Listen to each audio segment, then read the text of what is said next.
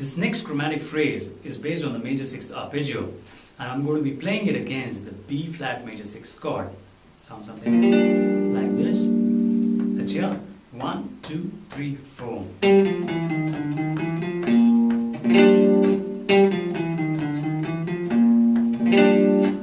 and 2 and 3 and 4 and 1. 1 and 2 and 3 and 4 and 1.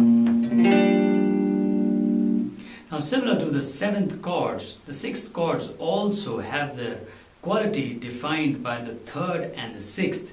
Like it was in the case of the seventh, that was the third and the seventh.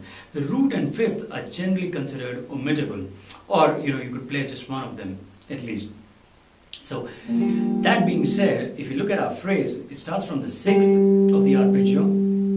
So this is the root note, that's the sixth, goes to the fifth. Then I play a couple of chromatic notes, which is the augmented fourth and the perfect fourth, and then I move to the third. So we are drawing heavily from all the quality notes of the major sixth arpeggio.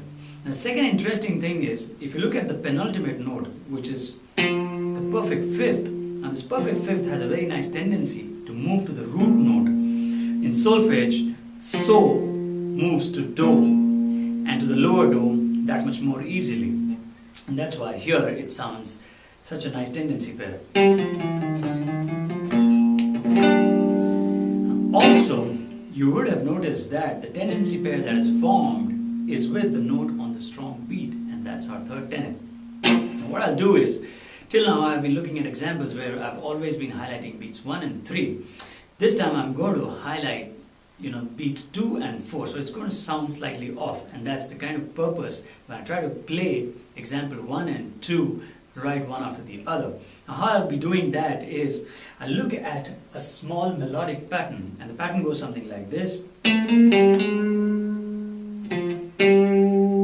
The pattern is basically so much only. You can think of it in terms of fingers, 3, 4, 1, 2. In terms of solfege syllable, the whole phrase will sound something like this. Ti do la li so la, ti do la li so la. Now, because we've got to highlight beats 2 and 4, I'm going to displace it slightly like this here. 1, 2, 3, 4. 1, 2, 3, 4. 1, 2, 3, 4. Now let me play example 1 and 2 together, and I'll actually move into example 3, which we'll talk about later. But that example also builds on the melodic pattern played in example 2. So let's hear all three one after the other. 1, 2, 3, 4.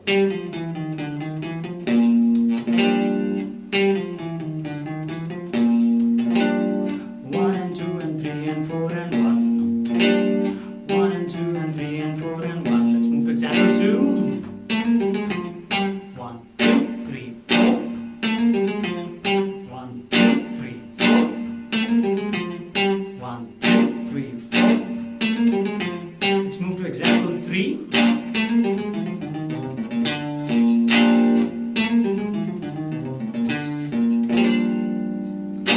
And the last example is kind of very interesting in terms of the fact that I've kind of played with the beats quite a lot here.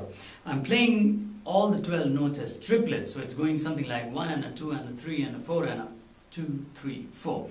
Right? But instead of playing it as triplets, instead of sounding it as triplets, I'm instead accenting it as couplets. So it sounds more like taka taka taka taka taka taka taka. Here, 1, 2, 3, 4. Taka taka taka taka taka taka. Taka taka taka taka taka taka. Finally, there's another interesting thing that's happening with this phrase.